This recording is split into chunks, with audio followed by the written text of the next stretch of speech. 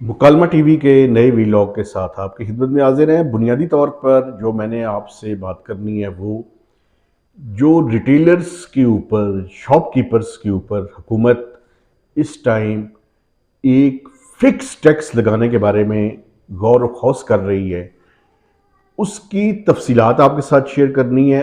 और उसके बाद ये बताना है कि माजी में ये क्यों नाकाम होता रहा है, और तीसरी बात ये बतानी है कि क्या ये मुमकिन भी है या नहीं है। जो तजवीज़ FBI ने तैयार की है वो तजवीज़ ये है कि एक इनकम टैक्स लॉ की सेक्शन है 99B और 99C। 99B के तहत FBI को जो पार्लियामेंट है उसने इजाज़त दी हुई है कि वो रिटेलर से मुतल्लिक किसी तरह की कोई स्कीम ला सकते हैं।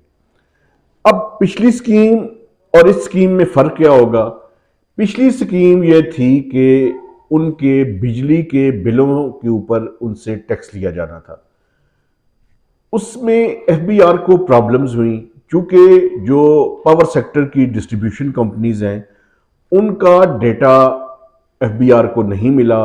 दूसरा, पॉलिटिकल पार्टीज भी इस मुल्क के अंदर और ख़ासकर पाकिस्तान मुस्लिम लीग नवाज ये अपना उनका फेवरेट समझते हैं रिटेलर्स को, उनके हमायती हैं रिटेलर्स। तो इस वजह से उनके ऊपर आपको याद होगा कि मिफ्ता इस्माइल साहब ने बिजली के बिलों के जरिए 3,000 रुपए से लेके 10,000 रुपए तक का टैक्स लगाया था, जो कि मरियम नवाज साहबा ने एक ट्वीट किया था और फिर उन्हें वापस लेना पड़ा था। तो अब तजवीज़ ये है कि एक फिक्स टैक्स लगाया जाए 1,000 रुपए से लेके 5,000 रुपए तक। और ये 1,000 और 5,000 रुपया किस तरह तय होगा? अर्बन और रूरल एरिया के अंदर इसका मुख्तलिफ फार्मूला बनाया जा रहा है। अर्बन एरिया के अंदर ये है कि जो दुकान का साइज है, जो छोटी दुकान है 100 से 200 स्क्वायर फीट की, उसके ऊपर 1,000 रुपया लगाया जाए, और जो 500 और 500 से ज्यादा स्क्वायर फीट की दुकान है उस पर 5,000 रुपए का टैक्स जो है वो आयद किया जाए। इसके मुख्तलिफ स्लैब्स बना लिए जाए, 1,000 रुपया, 2,000, 3,000 और 5,000। ये बेसिकली अर्बन एरियाज के लिए। रूरल एरियाज के लिए क्या तजवीज़ है? रूरल एरियाज के लिए रूरल एरिया को डिफाइन किस तरह किया जा रहा है? डिफाइन इस तरह किया जा रहा है कि हर वो इलाका जो म्यूनिसिपल कमेटी की जुरिस्डिक्शन से बाहर है वो रूरल एरिया है। उसमें क्या तजवीज़ दी जा रही है? 1,000 रुपया इररिस्पेक्टिव ऑफ द साइज, जितना भी साइज हो 1,000 रुपए का टैक्स जो है वो उनसे लिया जाए।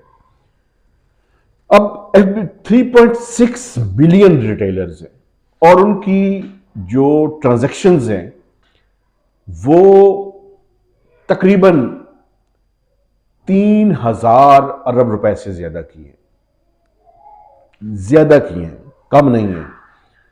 तो बड़ी आसानी के साथ अगर 1,000 रुपया भी एवरेज उनसे वसूल किया जाए तो ये अरबों रुपए का टैक्स इनसे हासिल किया जा सकता है।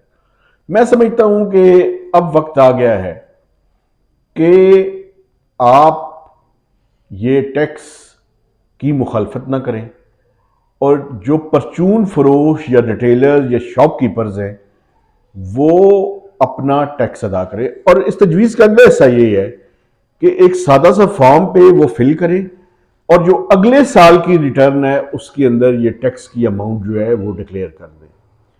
अभी से ये टैक्स देना शुरू कर दें। इसके लिए चूंकि ये निगरान हुकूमत है, उनको किसी तरह की असम्बली से कोई कानून पास करने की जरूरत नहीं है, क्योंकि 99B जो इनकम टैक्स का सेक्शन है उसके तहत FBI मिनिस्टर इंचार्ज की इजाजत लेकर, जो कि फाइनेंस मिनिस्टर है, इस तरह की कोई स्कीम इंट्रोड्यूस कर सकती है। ये 99B कहता है और 99C उसकी इनेबलिंग प्रोविजन है।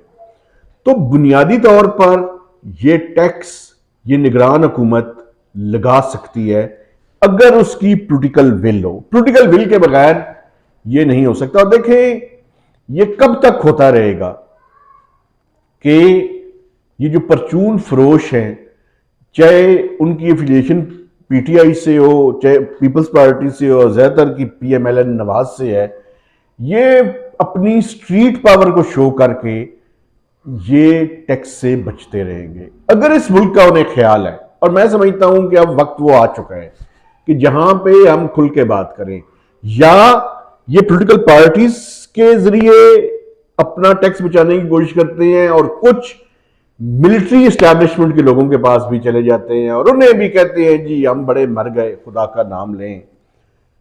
अगर सैलरीड क्लास इस मुल्क में टैक्स जमा करवा सकती है तो 1000 रुपया तो इस मुल्क में कोई मेहमान आ जाए तो चाय के ऊपर हम खर्च कर देते हैं। इस मुल्क के लिए कंट्रीब्यूट करें। अगर आप चाहते हैं कि आप इस मुल्क को कर्जों के बोझ से निजात दिलानी है तो हर शख्स को कंट्रीब्यूट करना पड़ेगा। और रिटेलर्स और परचून फरोश, अब वक्त आ चुका है कि वो अपनी स्ट्रीट पावर ना दिखाएं, ना थ्रेटन करें, ना ब्लैकमेल करें, बल्कि वो टैक्स नेट के अंदर इस आसान स्कीम के तहत शामिल हो जाए।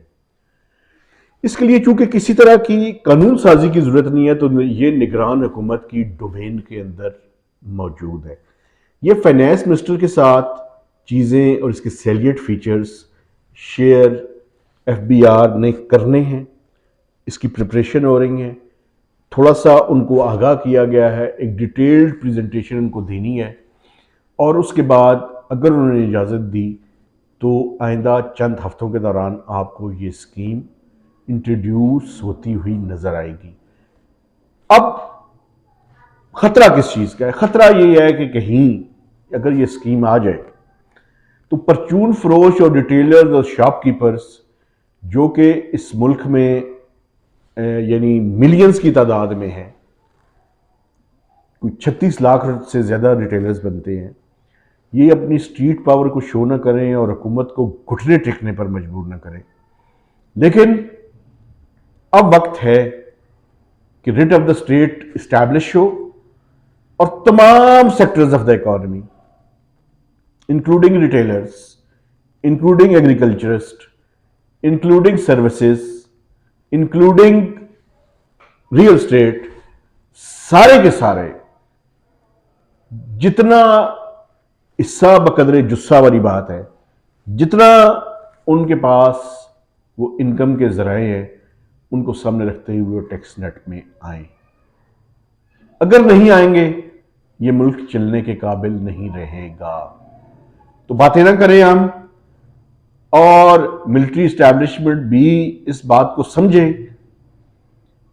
कि अलबत्ता एक बात है कि एफबीआर ऐसी स्कीम्स लेकर आए, ऐसा मेथड लेकर आए कि जिस पे अमल करना लोगों के लिए आसान हो, उनके लिए प्रॉब्लम का बायस ना बने।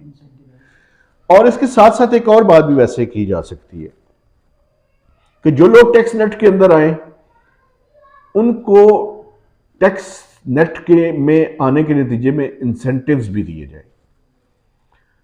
अगर एक साल तक आप 5000 रुपया, 1000 से 5000 रुपया टैक्स देते हैं तो उसके बाद लोगों के लिए इनामी स्कीम्स शुरू की जाए और जो टैक्स पेयर्स है और ईमानदारी के साथ अपना टैक्स दे रहा है उसके टैक्स में कमी करनी शुरू की जाए। 5000 रुपया कोई बड़ी अमाउंट नहीं है, लेकिन उसको भी इंसेंटिव दें आप, ताकि वो ये ना महसूस करे कि मेरे ऊपर ये बर्डन बढ़ता ही जा रहा है।